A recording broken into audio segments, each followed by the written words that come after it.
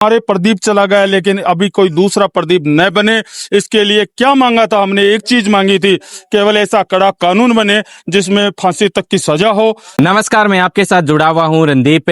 NEET paper leak हुआ, उसके बाद सुसाइड के केस बढ़े और उन्हीं में से एक चर्चाओं के अंदर आया झुंझुनू जिले का प्रदीप। प्रदीप के लिए लगातार ये संघर्ष करते हुए नजर आ रहे हैं, लेकिन अभी तक ये परिवार है दर दर की ठोकरें खाता हुआ जगह जगह पहुंच रहा है, लेकिन अभी तक इनको न्याय नहीं मिल पाया है। और परिवार हमारे साथ जुड़ा हुआ है क्योंकि शहीद स्मारक पर आज जो युवाओं के द्वारा प्रदर्शन चला था, उनके अंदर परिवार भी पहुंचा और इनसे बातचीत करेंगे आगामी इनकी रणनीति किस तरीके की रहेगी। हाँ जी, बताएं। पिताजी हो आप? जी। अच्छा, प्रदीप की बातचीत करें तो प्रदीप है, इससे पहले आपको बताया था प्रदीप ने भी इस तरीके से, कोई आपको अंदाजा था? नहीं, वैसे तो कोई अंदाजा नहीं था इसको। वो तो वैसे सही लड़का था वो, ऐसे और कोई तो होने वाला है ही नहीं।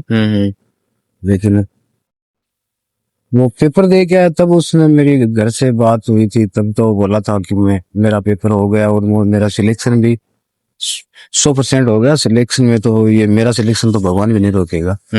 और उसके बाद में वो 3 मई को मेरे पास में घर में आता है और 6 को वापसी चला जाता है। आज पूरा 1 महीना हो गया है, पूरा 1 महीना हो गया। सरकार की तरफ से आपको किस तरीके की सहायता मिली? कुछ सहायता नहीं मिली, कोई भी सहायता नहीं है। और सरकार तो आंख मूंद के बैठी है और हम दर दर की ठोकर खा रहे हैं। लेकिन हम जहां तक नहीं बैठेंगे, जहां तक इसको हमारे को न्याय नहीं मिलती है।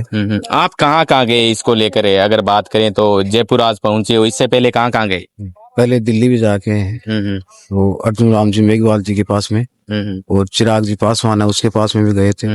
उन्होंने वो हमें यहाँ का जो रैली का आह्वान किया था कि हम जयपुर पहुंच करेंगे, तो उस मामले में हमें डिस्टर्ब करने के लिए कि ये वहां न जाए, इसलिए हमें दिल्ली बुला लिया गया कि आपकी वार्ता सुनी जाएगी और आप दिल्ली आ जाओ। आगे आपका कोई प्लान है भी? आगे हम भी कोई प्रदर्शन वगैरह करेंगे कोई जयपुर के अंदर?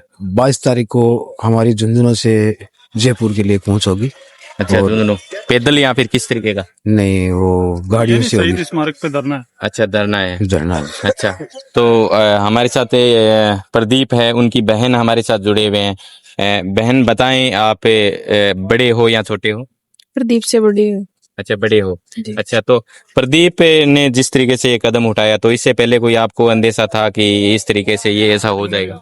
नहीं था, खुश था एकदम। पेपर देकर आया तो खुश था, ऐसा तो लग नहीं रहा था कि ऐसा कर लेगा। वो पेपर लीक होने के बाद में पहले दिन तो उसको पता चला कि पेपर लीक हो गया, दूसरे दिन 10:30-11 बजे के लगभग इसने ये कर लिए। अच्छा, तो पेपर अच्छा हुआ प्रदीप का? बहुत अच्छा हुआ था। वो बोल रहा था, दीदी मैं इस बार डॉक्टर बन जाऊंगा, 650 प्लस मेरे मार्क्स हैं।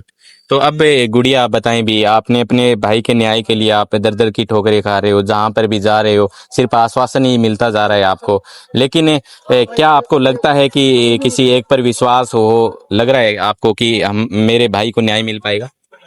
लड़ रहे हैं भाई के न्याय के लिए, लड़ रहे हैं और न्याय तो मिलेगा ही, क्योंकि जब तक मैं जिंदा हूँ तब तक मेरे भाई के लिए जरूर लड़ूंगी। मैं सोऊंगी नहीं, दिन रात ऐसे लड़ती रहूंगी भाई के लिए।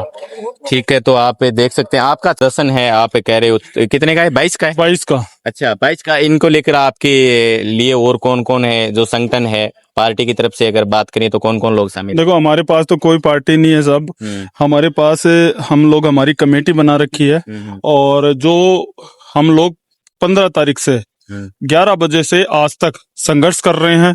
हमने सीकर में प्रोटेस्ट किया था, उसको कुचल दिया गया।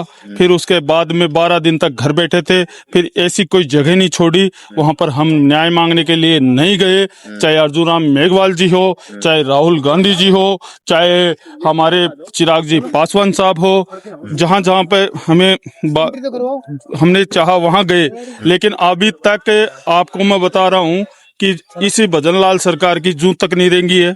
और आपको मैं बता दूं, आज हम 22 तारीख को आज हमारे भाई दीप के भाई जो हैं हमारे यहाँ पे प्रोटेस्ट किया था, हमारे को यहाँ पर निमंत्रण दिया था। हम लोग केवल हमारे भाई की आवाज उठाने आए हैं। जो 22 लाख छात्र जो एग्जाम दी उनकी मांग उठाने के लिए आए हैं, और जो शिक्षा मंत्री है उसको इस्तीफे की मांग करने आए हैं, क्योंकि यदि ऐसे पेपर लीक होता रहेगा तो बच्चों का भविष्य खराब होता रहेगा। आज हमारे प्रदीप चला गया, लेकिन अभी कोई दूसरा प्रदीप न बने, इसके लिए क्या मांगा था हमने? एक चीज मांगी थी, केवल ऐसा कड़ा कानून बने जिसमें फांसी तक की सजा हो। हमने क्या मांगा था? हमारा भाई जो है वो डॉक्टर बनता, अपने परिवार में जो 11 लाख का केसीसी लोन जमीन पे ले रखा है, जमीन को गिरवे रख रखी है, वो छुटवा दे। 1 बीघा जमीन हमने पिता ने बेच दी थी, वो जमीन वापस छुटवानी थी। और उसके बाद में लोगों के पास में 3 रुपए ब्याज, कोई 2 रुपए ब्याज के अंदर जो पैसे उठाए हुए थे वो चुकाने थे। ऐसे आज कच्चे मकान है, टेन सेट है, घर भी पक्का नहीं बनाया इस पिता ने। क्या मांगा था? उसे 2 करोड़ की मांग की थी, लेकिन सरकार ने अभी तक कोई सुध नहीं ली। और एक केवल बहन के लिए, क्योंकि 3 बहनों के अंदर एक भाई था, वो चला गया। एक बहन, बड़ी बहन की नौकरी मांगी थी सरकार से, अभी तक वो उसकी कोई सुध नहीं ली गई। अरे मांगा क्या था?